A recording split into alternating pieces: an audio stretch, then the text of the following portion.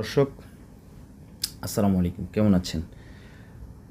তোমার বাসায় অনেক সমস্যা আছে, কাজ নাই, টাকা নাই।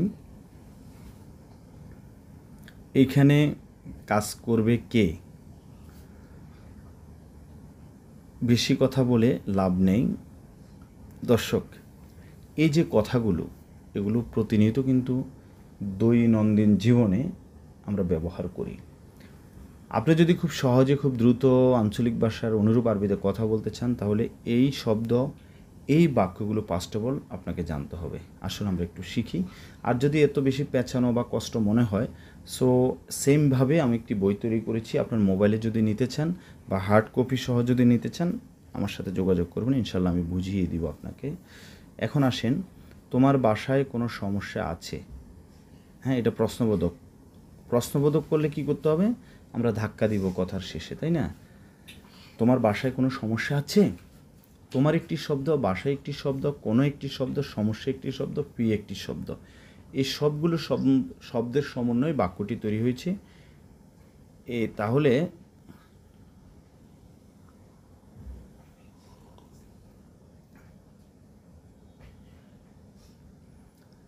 এই সবগুলো শব্দ আমাদের জানতে হবে। ইন্তাবেদ ফি মুশকিলা,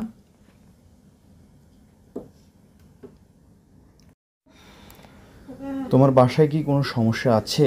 তাহলে ইন্তা মানে কি তুমি, বেইত মানে বাসা, ফি মানে আছে, মুশকিলা মানে হচ্ছে সমস্যা। ইন্তা বেইত ফি মুশকিলা, তোমার বাসায় কোনো সমস্যা আছে? আচ্ছা, যখন আমরা প্রশ্ন করব তখন কথা শেষে একটু ধাক্কা দিব।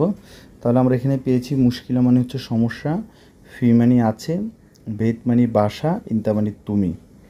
এরপর লিখেছি কাজ নাই, টাকা নাই। তাহলে আমরা এখন বলতে পারি কাজ নাই, টাকা নাই, তাই না? তো কাজ মানে কি? সুগল। নাই মানে হচ্ছে ফি মানে আছে, মাফি মানে নাই। আবার লা মু, সেটাও কিন্তু নাই, নাই বুঝায়। তবে এখানে যেহেতু টাকার ক্ষেত্রে বলা হয়েছে কোনো দ্রব্য সামগ্রী, এক্ষেত্রে আপনি এখানে মাফি বলাটাই ভালো হবে, সুগল মাফি। কাজ নাই, ফুলুস মাফি, টাকা নাই। ফুলুস মানে টাকা। আমরা বাংলাটা আর একটু দেখি, কি লিখেছি? কাজ নাই, টাকা নাই। তাহলে কাজ মানে কি? সুগল। ফি মানে আছে, মাফি মানে নাই। সুগল মাফি, টাকা নাই, ফুলুস মাফি। কাজ নাই, টাকা নাই, সুগল মাফি, ফুলুস মাফি। আশা করি বুঝতে পেরেছেন। এরপর লিখেছি এইখানে কাজ করবে কে? তাহলে হুনা অবলিক হেনা। হুনা মানে এখানে, হেনা মানে ওইখানে, হিনি মানে ওইখানে। হুনা কে, মিন মানে কে বা মিনু মানে কে। হুনা বা মিনু সাউই সুগল বা হুনা মিনু সাউই সুগল, এখানে কাজ করবে কে? হুনা মিনু সাউই সুগল, এখানে কাজ করবে কে? সাউই মানে কি? সাউই মানে করা, সুগল মানে কাজ, হুনা মানে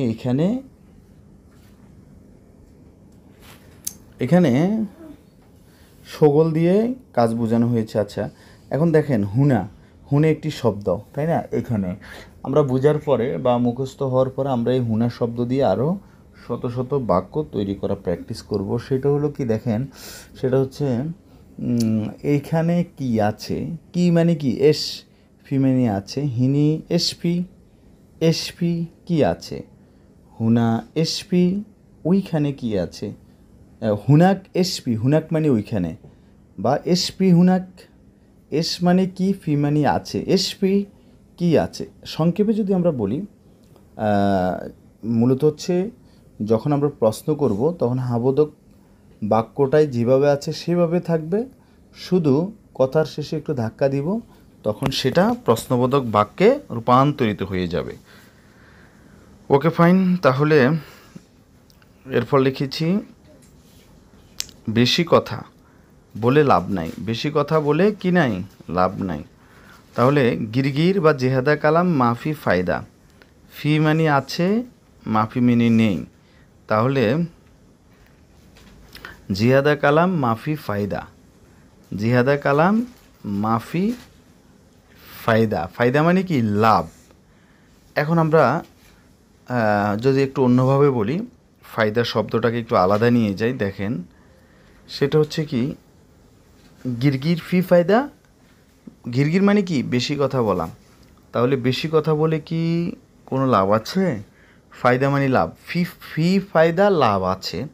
যখন প্রশ্ন করব ফি ফায়দা মানে কথার শেষে ধাক্কা দিব, তখন সেটি প্রশ্নবোধক বাক্যে রূপান্তরিত হয়ে যাবে। ফি ফায়দা শুনে এস মুশকিলা, এস মুশকিলা, এস মানে কি?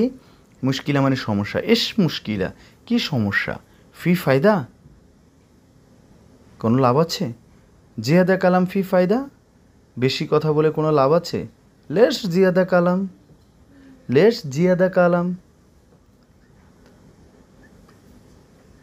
কেন বেশি কথা বলতেছেন? আশা করি বুঝতে পেরেছেন। টোটালি আমি বলতে চাচ্ছি আপনারা বুঝার পরে প্রত্যেকটি শব্দ দিয়ে এরকম বেশি বেশি করে বাক্য তৈরি করবেন, তখনই ইনশাল্লাহ আপনি সাকসেস হবেন। Okay fine. এরপর লিখেছি আমি বাহিরে যাচ্ছি। I am going to out of the site. I am going to আমি যাচ্ছি।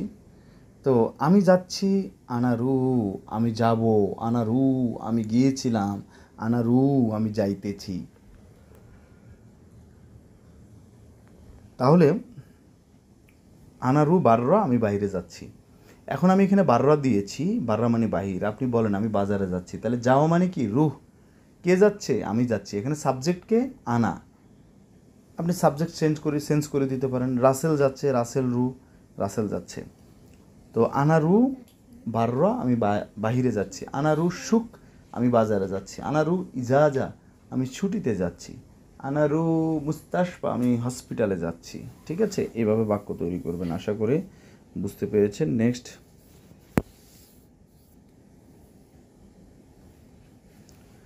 নেক্সট যে বাক্যটি লিখেছি সেটি হচ্ছে এখন যাওয়া যাবে না। আলহিন মাই রু। আলহিন মানে এখন, মাই মানে না, রু মানে যাওয়া। সো আলহিন মাই রু, এখন যাওয়া যাবে না। রু মানে যাওয়া, মাই মানে না। আলহিন মাই রু, এখন যাওয়া যাবে না। আলহিন মানে এখন। এরপর যে বাক্যটি লিখেছি আস্তে আস্তে যাও। ঠিক আছে, তো আস্তে আস্তে মানে কি? শোইয়ে শোইয়া রু, শোইয়ে শোইয়া রু, আস্তে আস্তে যাও। আচ্ছা, এখানে একটা জিনিস কি দেখেন, আলহিন মাই রু এখন, আলহিন মানে কি এখন, রু মানে যাওয়া, আলহিন মাই রু এখন যাওয়া যাবে না। এখন আমরা বুঝার পরে কি করব? আলহিন দিয়ে আর অনেক বাক্য তৈরি করব। শোয়ে শোয়ে রু, আস্তে আস্তে যাও। এরপর লিখছি সুরা সুরা ওয়াদ্দি, তাড়াতাড়ি ওখানে পাঠাও। সুরা সুরা ওয়াদ্দি হুনাক, ওইখানে তাড়াতাড়ি পাঠাও। কামসা আলহিন, এখন কয়টা